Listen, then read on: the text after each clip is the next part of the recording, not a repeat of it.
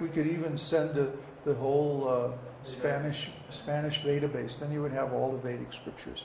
You should study the scriptures, ask questions like this, get clarification, and chant the holy name. Offer your food to God, and everything else is there in the scriptures. The basics are 4 regulative principles, chanting, and study of the scriptures. And if you do the scriptural study nicely, then you will get everything else from that.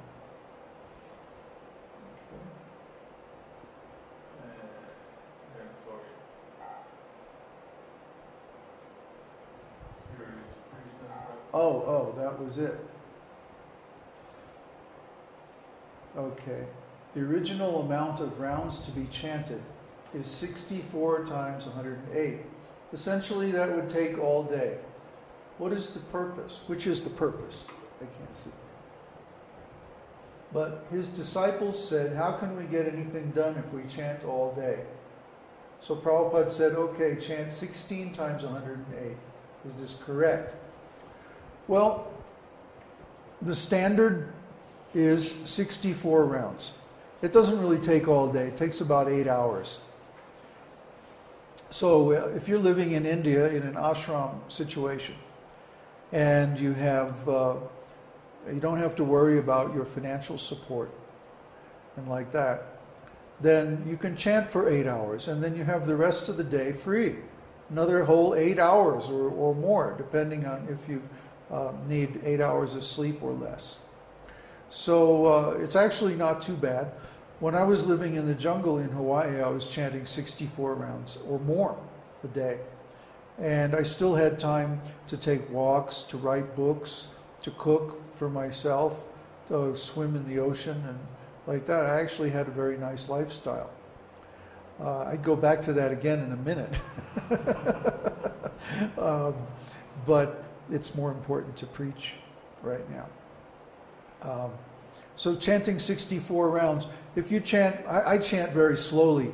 It takes me about 15 minutes to chant 2 rounds. 7.5 minutes per round. So 64 rounds takes me about 8 hours. I would chant 16 rounds in the morning. I'd get up at 3:30, go down to the beach, take a cold shower, come back and chant 16 rounds. Then I'd cook breakfast. Maybe I'd go for a little walk. Then I'd chant another 16 rounds before lunch. Then I'd have lunch, chant another 16 rounds, do various activities, errands, go to town, whatever I needed to do.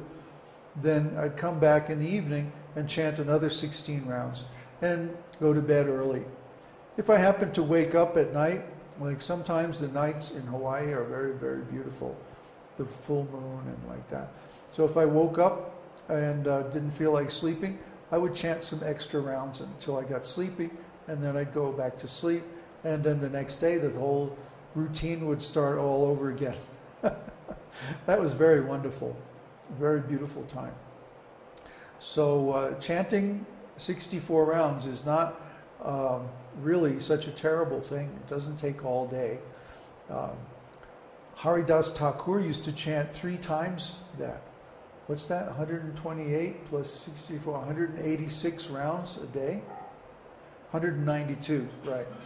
192 rounds a day, that was basically all day, all night chanting, unless you chant very fast. Some people can chant fast, and it doesn't seem to bother them. But my chanting, I always like to chant very clearly so that I can hear the holy name nicely. Hare Krishna, Krishna Krishna, Hare Hare, Ram, Ram Ram, Hare Hare. About like that. And so some people can chant really, really fast. I don't know how they do it. But if I chant 64 rounds, 8 hours a day, that's just a nice, that seems really nice. That seems appropriate to me. I'd like to do that if I live in the country again sometime. So that's a very nice lifestyle. You have another question? Boink, boink. 196, Steve says. He's got his calculator out.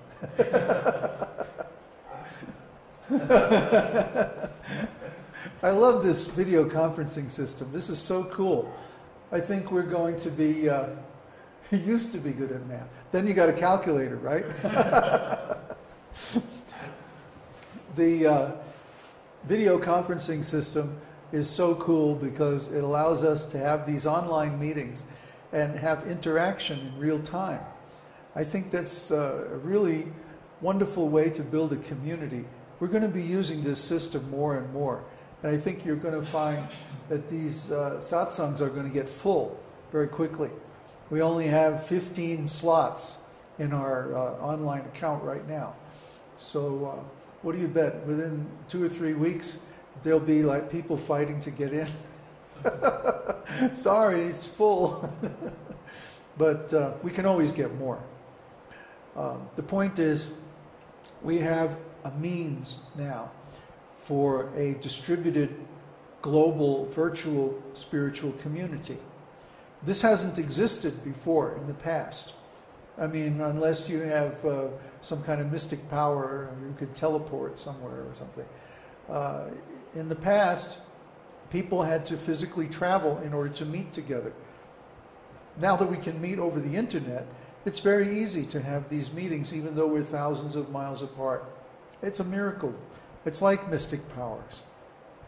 Someone had said, in fact, I think it was a German scholar, maybe Florian knows who it is. He said, I'm going to India to study bhakti. And everybody said, well, why aren't you going to study yoga and mystical powers and stuff? He said, well, modern technology already gives us everything that you can get from mystic powers, so what's the use of studying that? He's very intelligent. So our modern technology is enabling us to leverage the power of the internet to have a spiritual community, even though we're not physically in the same place. And that's a great benefit for us, because people who have sincere interest in spiritual things are rare. If you've ever tried to preach, you find out how rare they are. So I hope that you continue to attend these online satsangs and the different seminars that we also present, because this spiritual association is the most valuable thing in human life. It gives us the enthusiasm to continue our studies and to advance in different spiritual practices, even though we may not have anybody physically close to encourage us. We can encourage each other online. So I really want to thank Uddhava Prabhu for getting all this technology together. He's invested hours and hours. I don't know how many hours he's invested. We lost track. But it's cutting-edge technology, so there were issues that we had to solve to get the thing to work nicely. But now I think it's working very smoothly, and we want to continue this. Who's talking? Bonk, bonk, bonk.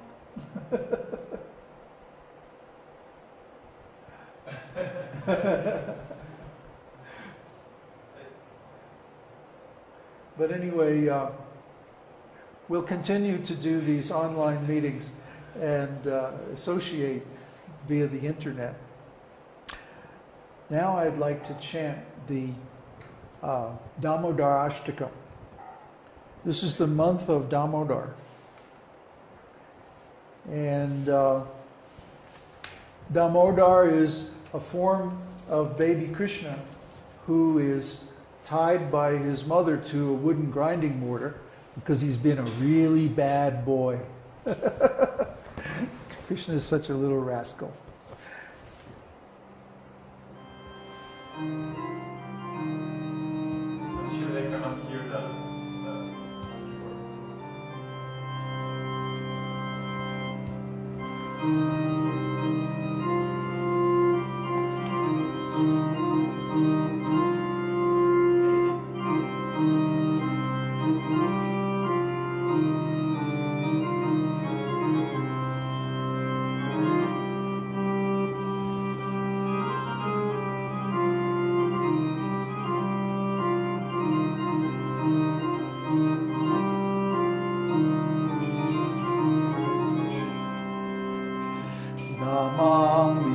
Sachidanandarupam Lasatkundalam Gokule Brajamanam Namamishwaram Sachidanandarupam Lasatkundalam Gokule Brajamanam